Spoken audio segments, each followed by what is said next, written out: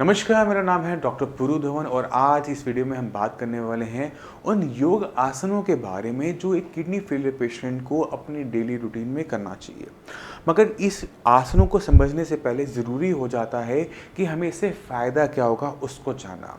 जब हमारी किडनी ख़राब हो रही होती है तो किडनी के जो अंदर का टिश्यू है वो कहीं ना कहीं कमज़ोर पड़ रहा होता है और अगर हमने उसे ताकत देनी है तो सही अमाउंट में उसके पास ऑक्सीजन का जाना, ब्लड का जाना बहुत ज़्यादा ज़रूरी होता है। कहने का मतलब ये है कि जो किडनी का सर्कुलेशन है वो अच्छा होना चाहिए।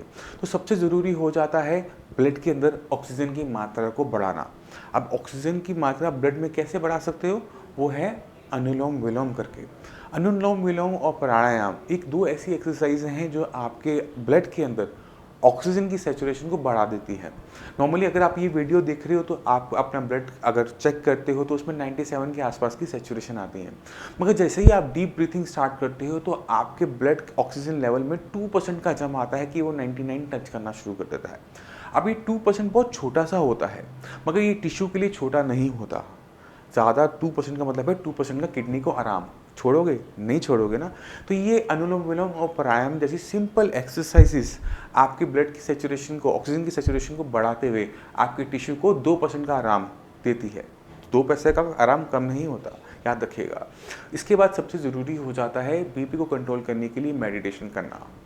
आप अपने शांत कमरे में बैठकर सिर्फ कुछ नहीं करते, अपने दिमाग के अंदर जो विचार आ रहे हैं उनको रोक देते हो तो आपके पास कंट्रोल आ जाता है अपने थॉट प्रोसेस का। क्योंकि अक्सर जो पेशेंट होते हैं जिनकी किडनी ख़राब हो रही होती है उनकी जो हम नॉर्मली जब हम पेशेंट से बात करते हैं तो उनका काम बहुत स्ट्रेसफुल रहा होता है।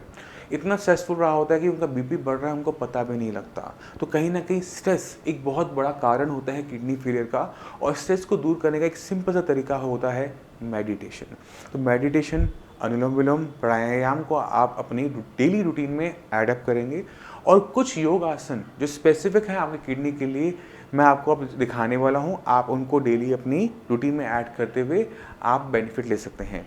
इसके लिए मैं आपको छोड़ के जा रहा हूं ऋषभ जी के साथ। ऋषभ जी आपको सारे आसन समझाएंगे डिटेल में जिससे आप उसको कर सकें। नमस्कार, चलिए शुरू करते हैं आज के आसन। सबसे पहला आसन है मंडूक आसन। ये आसन एक किडनी पेशेंट को सबसे ज़्यादा फायदा देता है। आइए इसे समझते हैं क्यों और साथ में करते हैं। मंडूक आसन में सबसे पहले जो पोजीशन आप देख रहे हैं इस पोजीशन में आप बैठ जाइए। दूसरी चीज़, अपने हाथों को सामने लाते हुए अपने इन हाथों की उंगलियों को मोड़ें और अंगूठे को अंदर रखें। यस। और इसके बाद इन दोनों जो मुट्ठी बनी है अपने नाभि के आसपास, क्योंकि हमारी दो किडनियाँ होती है तो दोनों तरफ उसको रखना है। सांस को बाहर की ओर छोड़ें और उसके बाद आगे की ओर मुड़ जाए। याद रखें, जब आप मुड़ रहे हैं, ये जो सर नीचे लगा रहे हैं, आपकी सांस रुकेगी नहीं। आप यहाँ पे सांस लेते रहेंगे, छोड़ते रहेंगे, बल्कि कोशिश करें जितनी ज़्यादा लंबी और बड़ी सांस ले सकते हैं, गहरी सांस ले सकते हैं, उतनी लें। इस आसन को आपको कम से कम 5 से 6 बार करना है और कोशिश करें जब एक बार आगे मुड़ रहे हैं तो 30 सेकेंड का वहाँ पे पॉज दें, उसके बाद ऊपर उठें। तो मंडूक आसन को जब हम करते हैं तो इससे हमारी किडनियों पर दबाव बनता है जिससे उसकी जो कार्य क्षमता है वो बढ़ जाती है और उसके वर्क की कैपेसिटी अच्छी हो जाती है, उसकी कंडीशन सुधरने के चांसेस बहुत ज़्यादा बढ़ जाते हैं। तो ये है हमारा मंडूक आसन। चलिए बात करते हैं दूसरे आसन की। अब दूसरा आसन है हमारा शशांक आसन। इसमें जो हमारी पोजीशन रहेगी वो लगभग मंडूक आसन के जैसी रहेगी बैठने में।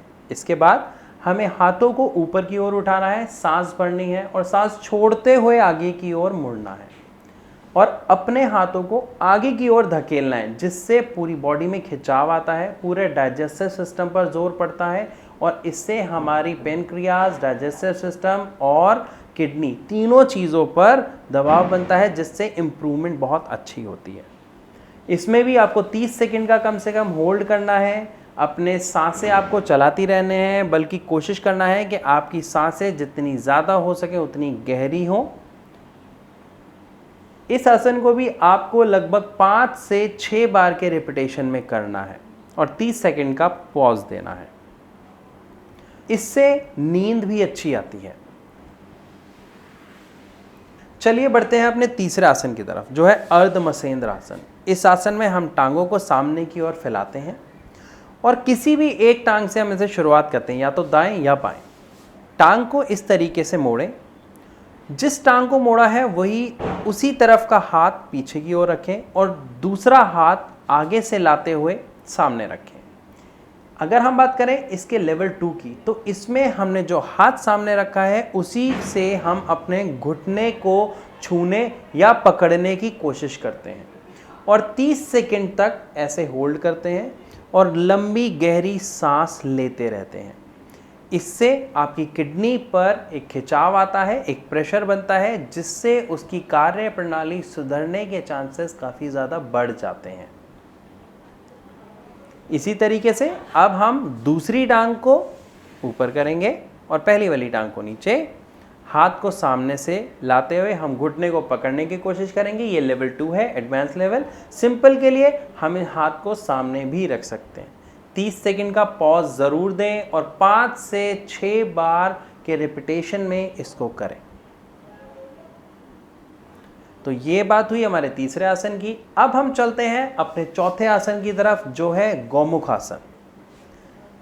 ये आसन भी किडनी पेशेंट के लिए बहुत ही फायदेमंद है। हम अपने पैरों को एक के ऊपर एक कुछ इस पोजीशन में लेके आते हैं और उसके बाद अपने हाथों को एक ऊपर से और एक नीचे से ले जाकर एक दूसरे को पकड़ते हैं, कुछ इस तरह से। इसमें भी आपको लंबी गहरी सांस लेनी होती है, 30 सेकंड का पॉज देना होता है और 5 से 6 रिपीटेशंस ज़रूर करने होते हैं। इसी तरीके से अब जो हमारा हाथ ऊपर है उसको नीचे की तरफ से लेके जाएं और जो हाथ नीचे था उसको ऊपर की तरफ से लेके जाएं, मतलब डायरेक्शन चेंज कर दें और फिर से 30 सेकंड का होल्ड करें और लंबी गहरी सांस लें। तो ये 4 आसन एक किडनी पेशेंट को रोजाना 5 से 6 रिपीटेशन जरूर करनी चाहिए। अगर आपको सुबह वक्त मिलता है तो सुबह, या आप शाम को भी इसे कर सकते हैं। तो यहाँ पर मैं आप सबसे इजाज़त लेना चाहूँगा। नमस्कार। तो आपने देखा कि ऋषभ जी ने आपको बहुत सिंपल तरीके से ये आसन समझाएं। अब आपने करना क्या है, अपनी लाइफ का सिर्फ 5 से 15 मिनट आपने इन आसनों को सुबह करना है, ज़्यादा नहीं करना। इस चीज़ का आप ध्यान रखेंगे। इन आसनों को करने से अगर हमें थोड़ा सा भी बेनिफिट मिलता है अपनी किडनी की हेल्थ में, तो हमें उसे लेना चाहिए। चलिए मैं आपको कुछ अपने पेशेंट से मिलवाता हूँ कि किस तरह से क्रिएटिनिन लेवल, यूरिया लेवल को डाउन करते हुए आपकी किडनी की हेल्थ को बेटर किया जा सकता है। क्योंकि अगर किसी भी किडनी फेलियर पेशेंट ने अपने क्रिएटिनिन लेवल को डाउन करना है, यूरिया को डाउन करना है, तो हम उसे 2 तरीके से कर सकते हैं। पहला कि क्रिएटिनिन बॉडी में बने ही कम, और दूसरा तरीका कि क्रिएटिनिन जो बन रहा है उसको बॉडी से हम ज़्यादा निकालें। तो अभी मैं आपको पेशेंट से मिलवाऊंगा और इन दोनों तरीकों पर कैसे काम किया जाता है उनको आप आने वाली वीडियोज़ में देख पाएंगे। नमस्कार, मेरा नाम है डॉक्टर पुरू धवन। आज हमारे साथ किडनी पेशेंट हैं, इनका नाम है श्यामलाल जी की जो एज है 50 ईयर्स के हैं। ये मेरे पास आए थे 1 जुलाई को इनका जो क्रिएटिनिन लेवल था वो था 6.2। 20 दिन का ट्रीटमेंट हुआ। हाँ जी। फिर क्या लेवल पहुंच गया आपका? 4.7। 20 दिन में आपका पहुंचा। अब आपको 20 दिन में ट्रीटमेंट हुआ, आपकी बॉडी में आपको क्या चेंजेस नजर आते हैं? काफ़ी बदलाव है। क्या बदलाव महसूस? एक तो गिरा पड़ा रहता था। अच्छा। अब मैं उठा हूँ, एनर्जी आ गई थोड़ी। ठीक है। और एकदम सारा सही नहीं हुआ, लेकिन भूख लगनी शुरू हो गई है। ठीक है। थोड़ी भागदौड़ शुरू हो गई है। तो 20 दिन की ट्रीटमेंट के अंदर ना सिर्फ क्रिएटिनिन डाउन हुआ, बॉडी में एनर्जी आई, यूरिया कम होने की वजह से भूख खुलनी शुरू हो गई। तो डॉक्टर ने आपको क्या बोला था हॉस्पिटल में? डायलिसिस। तब आपके लेवल क्या थे? तब 6-7 के आसपास थे। तो डॉक्टर क्या बोल रहे थे, किस वजह से किडनी खराब हुई? उन्होंने कुछ नहीं बताया आपको। आप ठीक लग रहा है आपको? हाँ जी। खुश हो रिजल्ट से? हाँ जी। अब तो टेंशन नहीं ना किडनी खराब हो जाएगी। ठीक है। इनकी जो किडनी खराब होनी शुरू हुई थी उसके पीछे जो रीज़न है वो ब्लड प्रेशर नहीं है, शुगर नहीं है। इन्होंने शायद पेन किलर ज़्यादा खाए थे, ऐसे ड्रग्स लिए जो किडनी को नुकसान पहुँचाते हैं, ऐसी एंटीबायोटिक्स लिए जिनकी वजह से किडनी खराब हो जाती है।